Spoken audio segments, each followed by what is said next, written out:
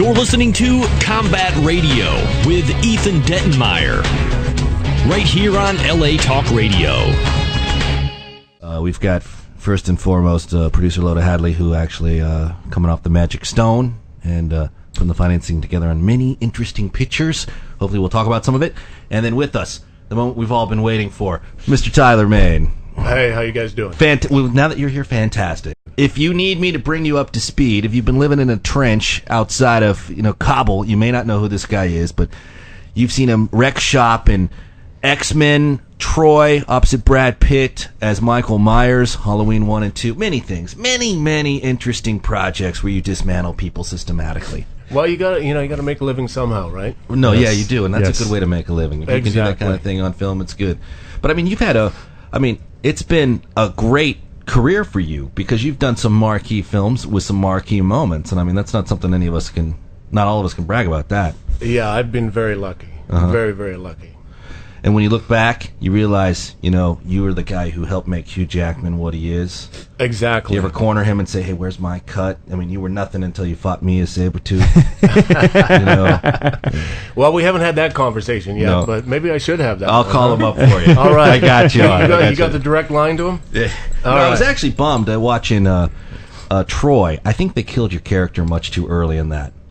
Well, Brad Pitt was the star of that, so it couldn't really follow the way the story should go. Mm-hmm. But I was just glad to be in it, and had a good part playing King Ajax, and it was a lot of fun. Yeah, because I saw you going out sort of John Wayne Alamo style with like a couple of guys under each arm and, a saber through you and you're still fighting and they're trying to take you down. You bring that kind of presence to a film. And I thought, man, this guy's got to go out in just a massive melee of chaos.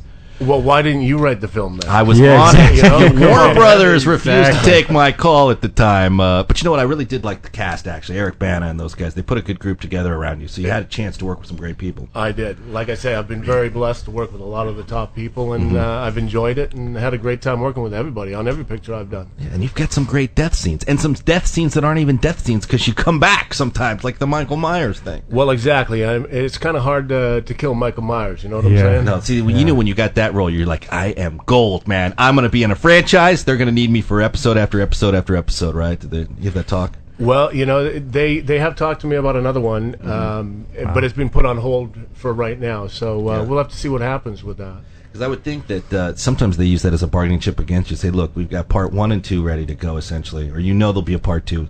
So why don't we give you this fee? Instead of you saying, and they'll probably tell you, be a comic book icon, convention guy, and you're probably like, no. Listen, man, I just got off this Brad Pitt picture. I don't need this. I'm going to play Michael Myers the way, Peter O'Toole would do it, or some master thespian. I'm not here just to be shot up and blown up. I'm going to give this character life, right? Well, yeah. That was a great take on it. I don't know if Peter O'Toole would actually want to do I heard he was in the running. Was he in the running? He was in the running. What was he just a little too skinny? Or? I think his agent just became difficult. Let that be a lesson. I think he kept trying to speak with the mask on. He couldn't do the Lawrence of Arabia accent with the mask. With the British accent, it just didn't work. Kept trying to.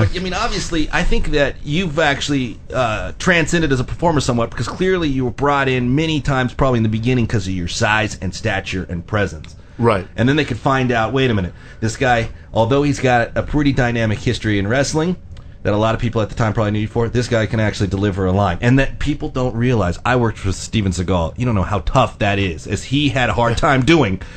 When you show up with the presence you bring and you can actually act, people are like, holy shit, this is going to be phenomenal. Right. Right? Yeah, well, it's taken a lot of hard work. I've done a lot of training, and I take it very serious, and that's what you have to do.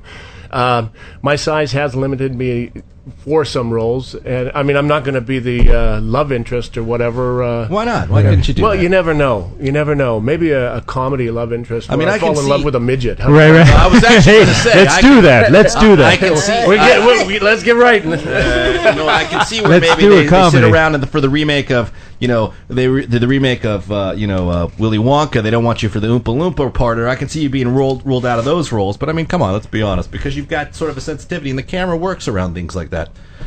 You know what? We're gonna talk to the studios about this. This shit's got to change. All right, let's do it. And obviously, Let's get ugly with them. You might be the instrument in changing that because you've got Main Productions, right? Main Entertainment, yeah. Main Entertainment. Main excuse me. Entertainment. And your goal with this production company is to take innovative work, keep it independent where you can maintain control, Right, remain artistic with it, right.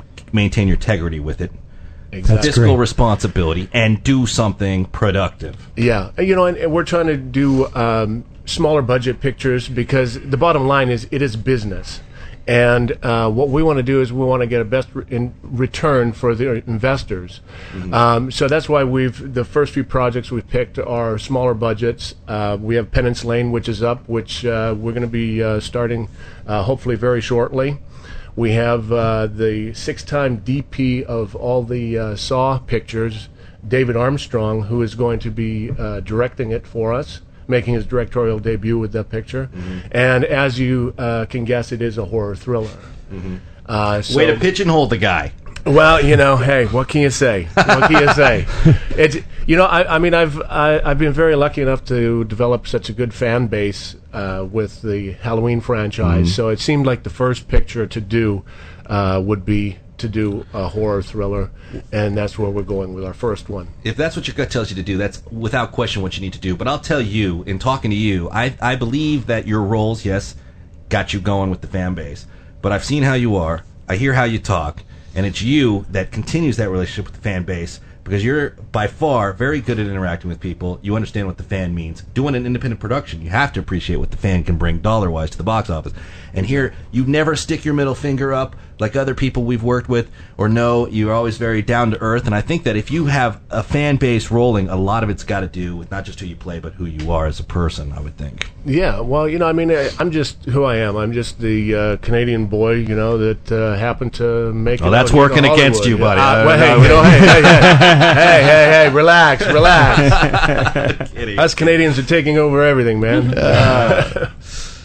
No, but I mean, it's I'm who I am, and I just want to give back to the fans, because without the fans, what I realized and what I learned through the wrestling is without the fans, I don't have a job. Right. And so why be rude to them? Yeah, Exactly. Literally, in wrestling, the fans are your barometer. I mean, you can tell whether you're going to be employed next week based on how they react when you walk into the arena, I would think. Pretty much. Uh-huh. Yeah, my job was to piss them off as much as I could, and I seem to do that pretty good. Well, during the musical break, you and I will do a little wrestling just to kind of relive the old days.